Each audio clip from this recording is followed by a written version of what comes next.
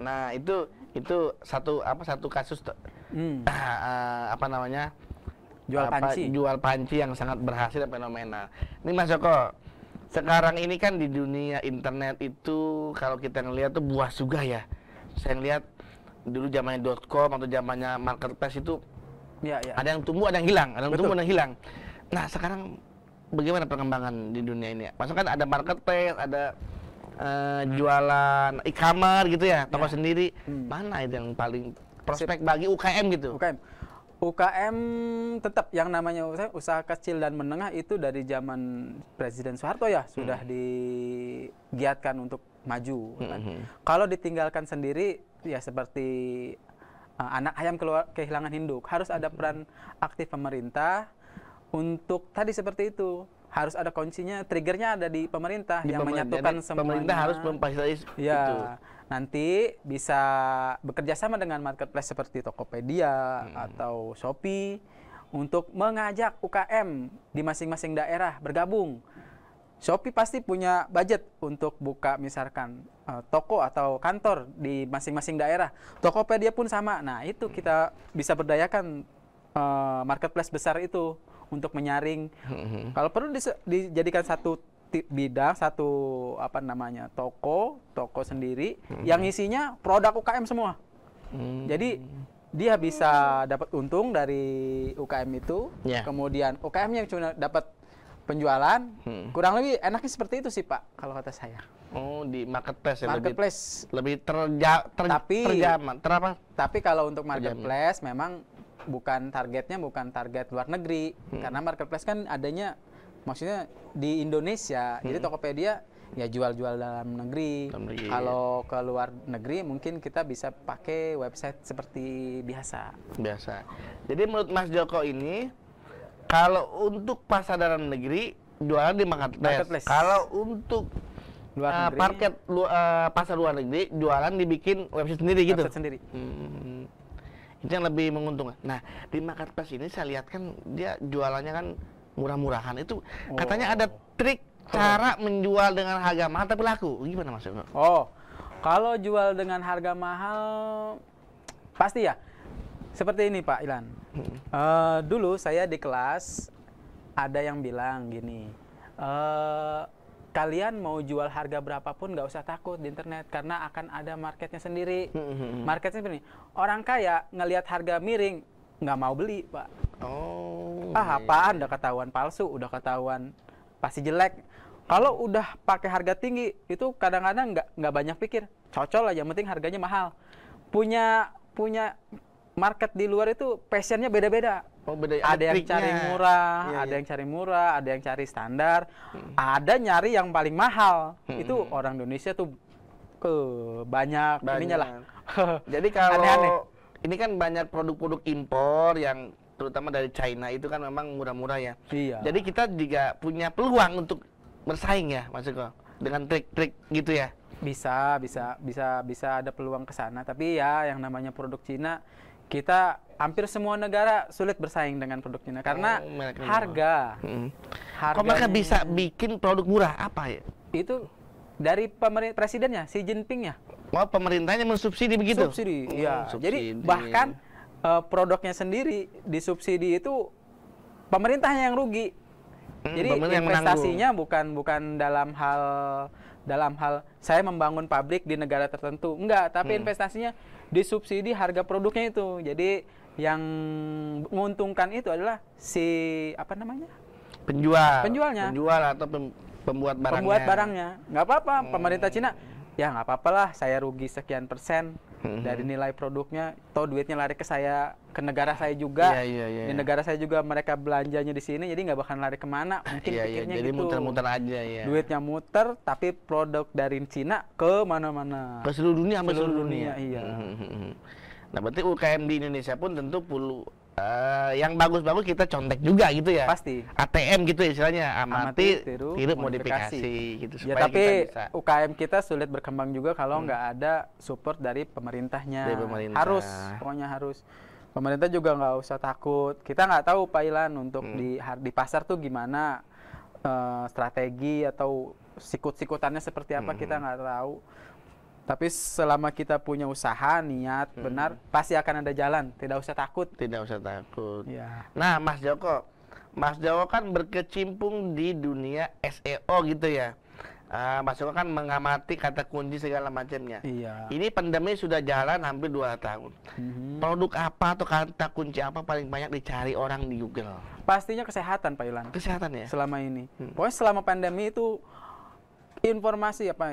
transformasi informasi itu digital itu pasti nggak jauh dari kesehatan, dari cara mencegah virus, makanan yang dikonsumsi seperti apa, buah-buahannya seperti apa, terus peralatan kesehatannya itu seperti masker, serta informasi-informasi untuk menjaga stabilitas tubuh itu gimana, pasti kesehatan, nggak jauh. Yang namanya kalau sudah menyangkut kesehatan ketika pandemi, yang namanya fashion, kebutuhan elektronik itu pasti turun. Bukan turun aja ya, tapi memang nggak diakses, dikit yang akses. Kebutuhannya lebih ke kesehatan, yang penting keluarga sehat, teman-teman sehat. Nanti setelah pandemi barulah mau belanja yang lain lagi. Jadi untuk di masa sekarang ini yang bagus bisnis di bidang kesehatan begitu? Kesehatan, betul. Tapi itu di awal 2 tahun. Mungkin ke sekarang sih udah kembali normal, seperti sekolah pun sudah mulai tatap muka. Dan kemarin juga saya mau beli pakaian, masuk toko itu isinya anak ibu-ibu beli pakaian buat anaknya. Anak sekolah. Iya. Jadi menurut Mas Joko ini di era pandemi ini yang sekarang lagi naik produk kesehatan. Ya, kesehatan. Mungkin untuk lebih menjaganya sekarang, bukan untuk mengobatinya, mencegah lah. Mencegah, betul-betul. Nah, Mas Joko, ini bicara tadi soal tadi kita udah bicara soal Facebook, soal Google. Nah, platform yang paling mudah gitu bagi UMKM kecil atau pengusaha-pengusaha kecil naik kelas itu paling mudah apa? Naik kelas platformnya. Kalau dari marketplace, Tokopedia itu ya marketplace. Kalau dari untuk ke website ya standar sih ya. Biasa pakai WordPress atau blogger sendiri bisa, dioptimasi lewat Google tuh. Kalau platform untuk web atau search engine-nya Google. Kemudian untuk konten yang terkait hiburan dan edukasi yang enak itu YouTube udah. YouTube jadi itu. Itu bikin website nggak mahal Mas Joko? Sebenarnya murah, Pak. Yang sulit tuh ngoptimasinya, sebab yang seperti kita semua tahu kan. Optimasi itu apa? Jadi dioptimasi, di riset dulu kata kuncinya, kemudian disaring, kemudian diterapkan ke website.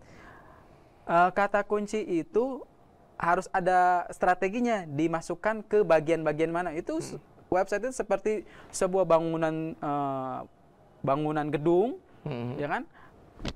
Cara menempatkan nama perusahaan di mana, ya kan? Menempatkan kursinya di mana supaya estetikanya nilainya ada gitu. Kalau kita nggak tahu, bisa berantakan, Pak. Kata kuncinya tertentu, misalkan kredit. Kita taruh kata kreditnya di WC, udah. Nah, mahalnya itu di situ, Pak, jasa untuk menganalisa dan menerapkan kata kuncinya ke dalam website. Jadi tidak semua developer website mengerti, ya kan? Tapi orang SEO sedikit sekali juga yang ngerti untuk membuat website. Paling nilai seninya nggak ada, yang penting jadilah, udah gitu. Jadi data ini udah seperti minyak gitu ya? Minyak. Mahal betul ya? Tinggal asal kita mau dan tahu caranya ngambil data, udah selesai. Makanya ada pekerjaan data analitik gitu ya? Data analitik.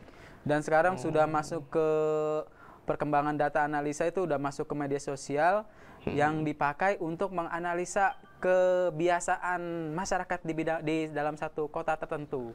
Nah, ini juga Mas Joko, ini perkembangan soal iklan Google, YouTube gitu. Ya. Kalau kita misalnya sering mengakses atau mencari informasi soal mobil, tiba-tiba kita ada iklan mobil gitu ya? Ya, itu gimana Mas Joko? Cookies, Pak. Setiap kita melakukan atau mencari data, pasti akan terekam di dalam dunia digital itu, pasti akan terekam, kemudian datanya itu diambil sama si marketplace, si Google atau YouTube, dan YouTube atau Facebook atau Google akan menampilkan iklan yang sesuai dengan yang Bapak sering cari.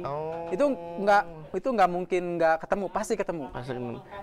Termasuk Google pun mengetahui kita sering kemana ya? Betul. Google itu misalnya saya tuh pernah misalnya setiap bulan suka ada laporan, terus Anda pernah ke kota ini, Anda pernah ke restoran ini gitu ya? Itu Google Map. Google Map. Itu pun bisa dijual itu untuk sangat. Dulu Pak, sebelum zamannya media sosial nih era sekarang, dulu ada yang namanya Foursquare, tahu nggak? Foursquare.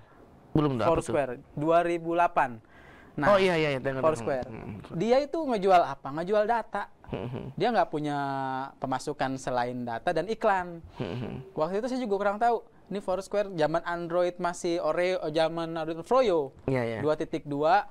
Nah, dosen sempat ngomong, kalian tahu Foursquare nggak?